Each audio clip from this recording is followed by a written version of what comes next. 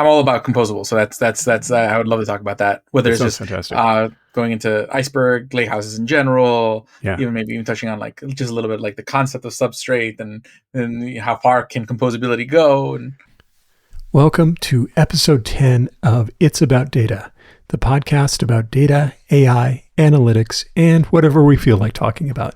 Your hosts are Tony Baer of DB Insights and Matt Housley of HapPipe Systems. This episode, we're joined by Alex Merced, head of DevRel at Dremio. Alex is a co-author of the O'Reilly Media book, Apache Iceberg, The Definitive Guide, and will discuss Apache Iceberg and the future of composable data stacks. So Alex, you're going to be talking about composable data stacks. So maybe you can kick it off by talking about what that is exactly and what it has to do with Apache Iceberg. got it. I mean, basically, the idea behind a composable data stack is that instead of buying this one system that has everything, you pick little pieces. Like the engine that processes your queries can be separate from where the actual data is stored. It's separate from the thing that catalogs and lists your different tables, or and even in the most extreme circumstances, from the thing that actually puts together the query plan. But the idea is that you treat your data system as sort of a modular system that you can then choose the best components for your particular use cases. And that's where Iceberg fits in, because it's basically one piece to the puzzle. You get Apache Iceberg as, let's say, your table format, but then you still need to choose where you're going to store that data, how you're going to catalog that data, how you're going to execute queries against that data to build the exact your data platform. Right. So let me ask you a question there, which is that I think there's been a lot of, and I've been just as vocal about this, about the complexity of the modern data stack. And if anything, what I've been saying in a lot of platforms is that we're starting to really sort of bring a lot of these layers in. So I'm wondering is that with this composable data stack, how do we avoid this being another sort of, fount of more complexity? How do we avoid the mistakes of the modern data stack? I think it's a cycle in the sense that basically you have things blow up because the current way they're configured in sort of all-encompassing systems isn't what's needed anymore. So then they have to blow up and become more modular temporarily until sort of like the new way they should connect starts coming together. And then you'll start seeing systems that kind of reassemble them and repackage them that way in that new way again. And then you'll go through that whole cycle again, where eventually that'll become outdated and it'll blow up again. So I think right now we're going through this period of discovering sort of like what should these layers look like and what are sort of the best versions of these layers before we reintegrate them again. And I mean, I think a lot of systems like a lot of vendors are trying to start reintegrating them as we've discovered more of these pieces and provide that sort of unified experience of basically let the composable system be done by the composing of the system be done by the vendor, and then the vendors providing you the already composed system instead of everyone sort of creating their own Baroque system for each individual user per se. So I think it'll eventually get there, but sometimes things need to get more complex so they can become less complex. Interesting. Yeah. So it's like the kind of R&D phase of new technology, basically, and then you're going through these cycles of bundling and unbundling specifically. Yes. You need to be cruel to be kind. Yes. So yes, kind of. Yes. It's like Darwinism of technology choices or something. Exactly. Basically, we need a bunch of pieces put together, let everyone rethink each layer 50 different ways, and then we'll see which ones sort of end up sitting together, and you'll have like 2 or 3 different sort of versions that kind of or that'll dominate, but you'll still have the flexibility for those who need to compose something outside of sort of those 2 or 3 main tracks. The question is, what will be those 2 or 3 main tracks? Right. Yeah. So what is that? So what do you see Apache Iceberg, or how do you see Apache Iceberg playing into this? I would say Iceberg, I think, is going to be it's the key primitive that allows there to be this discovery, in the sense that because of its sort of like neutral place in the industry, it's a lot of people to build around it and experiment around it. So you have a lot of diversity, and I do think Apache Iceberg will probably be a key. If we think of like, hey, there's going to eventually be like 2 or 3 tracks, I do think Iceberg will end up being sort of a key component to at least 2 out of those 3 tracks. In a sense where because Iceberg is so diverse and there's so many different engines you can use, catalogs you can use, storage engines you can use, what we'll sort of settle on in the Iceberg world will probably have a couple different permutations.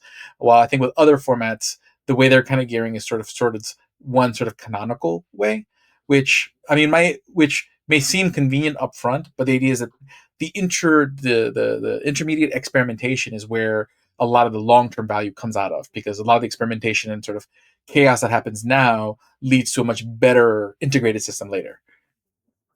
And what phase do you think we're in this process? I mean, from my perspective, things have really started to consolidate around Apache Iceberg as a Mm-hmm. table format. How about other tools? Are we kind of settling in on the tracks that you're talking about, or is that still a work in progress?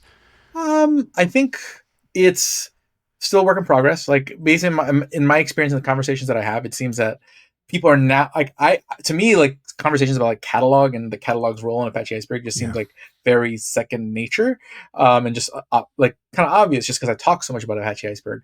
But when I have conversations with other people, there's a lot of people who are just like realizing a catalog is something they shouldn't even think about, and then they're just running Iceberg Lakehouses directly off their storage and directly accessing those, basically just saying, hey, here's the metadata file, go run a query against that table. So now that people are starting to run into two main problems. One, how do I easily handle access control in my tables across multiple Yeah. tools? And two, as I have multiple tables, how do I easily manage workloads across those tables without everyone having to remember exactly where every metadata file is? Catalogs are, I think people are realizing, okay, I'm going to need something that kind of fills that gap. But there's different approaches to that, which is why you have such a nice ecosystem for Iceberg catalogs with Polaris, Gravitino, Lakekeeper, AWS Glue, so many more that Yeah. keep popping up every day, trying different things. I do think so. I think that's cool. I mean, my opinion in the space is that I kind of see Polaris right now kind of pivoting to play the same role Yeah. that Apache Iceberg did in the table format wars, Got where it. you kind of had one that kind of looked dominant, but the problem was is that because it was sort of vendor driven, you don't have the industry doesn't want to necessarily tie every other vendor doesn't want to tie their business to the actions of other vendor. Yeah. So in that case, it makes it hard for people to build around that as the primitive. So Polaris being a little bit more neutral of a primitive, having a couple different companies behind it, and then vying to be an Apache project, I think gives it more space for other vendors to say, "Hey, I can build on this without feeling that like someone's going to pull the rug under me one day." I'm going to play a little devil's advocate here, which is that Mm-hmm. Polaris initially was, proposed by Snowflake, and as you Mm-hmm. say, that there has been more community involvement, Mm-hmm. and so that's certainly one vote to its health. Um, on the other hand, you have the vision from Databricks, coming with Unity Catalog. Now, admittedly, right now that's still tied to Delta, but of course, Yeah. Databricks, owns what used to be Tabular, Mm-hmm. and clearly where Databricks is going. And actually, maybe I should ask you this. Maybe I should Yeah. make this a conclusion. Do you see Databricks, at this point? What do you see the role of Databricks here, and what do you in turn, and how is that going to impact the trajectory of Iceberg, and Delta? Do you see them coming together? Is Databricks going to bring that out? You pull that off?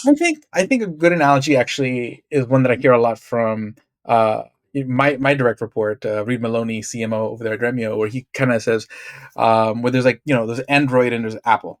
Where like Apple provides a sort of integrated everything, and if you buy into their ecosystem and everything in their ecosystem is all a good experience, but you're locked into their entire ecosystem.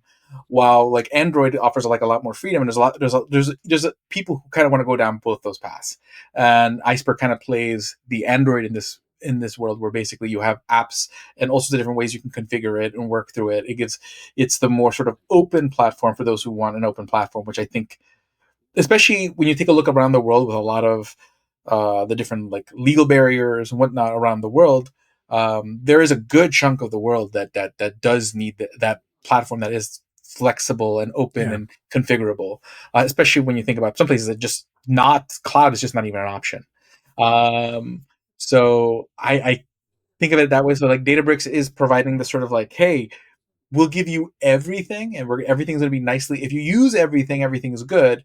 But again, when you use everything, that comes with a price, and not everybody needs everything. So then that experience, like I know sometimes, like I'll have gaming devices that I use that are Android devices. Like my phone is an iPhone, but I still have Android devices for other things that don't make as much sense on my iPhone. So there's going to be places where like it you're going to see this sort of some people are going to say, "Oh, I'm fine with being." And then another analogy I used to use is I used to say, like, "Hey, when you use a very integrated platform where you're everything and you're using everything in that platform, it's like buying a ring." Some people are okay Yeah. with putting the ring on and making the commitment, through the good times and through the bad times, through the high costs and through the low costs. Versus some people are going to, want to be able to have that flexibility to play the field and try different vendors over time. Makes sense. Well, and especially like with the engineering culture of Silicon Valley, where I want to say that there has been a shift toward using more off-the-shelf tooling, right? When Mm-hmm. Google and Facebook started, a lot of the data stuff didn't really exist, and so they had to invent it themselves. At the same time, a Silicon Valley startup doesn't want to be locked into a single ecosystem, like you're saying. They want off the shelf, but they want it open source so they can still make a lot of choices and make a lot of modifications as they go along. Yeah, and I've definitely Mm. noticed that, especially with like a lot of people building data platforms for other people. Yeah, They want to have all these like as you said, off the shelf components. Like, so yeah, I see like big futures for things like, again, like Iceberg, but also for things like Apache Data Fusion that I'm seeing kind of integrated into more and more systems. I haven't seen as much of it yet, but I do look forward to like the future of other technologies like Substrate, which kind of creates like portable query plans theoretically, yeah. but more of these like things where, hey, I can reuse this and build something new out of it that could be interesting. So you're starting to see like data platforms and data sort of vendors pop up every second because they don't have to rebuild as much of the wheel anymore. I think Interesting. my last question here Mm-hmm. is really going to look kind of going the same path with catalogs here, and Mm-hmm. it really relates to the point of like at what level of the lake house will be basically open versus where above what level will the vendor basically try to differentiate. Rather than try and go for that, that universal questions, let's just ask about catalogs, because of course, catalog you do have this sort of kind of sort of almost kind of like coexistence between basically proprietary catalogs and Mm. catalogs that are open source. Mm-hmm. Um, and so, where and how do you see this playing out? Because of course, with Iceberg, the so-called REST catalog is simply a pointer. It's not really a Mm-hmm. full catalog. Mm. Then above that, you have then the other pieces where we're talking about things like Polaris, or you get into the Mm-hmm. more proprietary. So, how do you see this playing out? Like when I think of things that require compute, those are the things I'm like less I'm less keen on, like, hey, there has to be sort of the set choice set standard. Yeah. In the way things communicate, I'm much more keen on, hey, there has to be sort of the standard. So in the sense, like, how do we talk to our tables? Iceberg is a way to talk to the tables. Hmm. The Iceberg REST catalog in a way to is a way to talk to catalogs. And I think that the Iceberg REST catalog specification, I think that probably will grow and probably expand.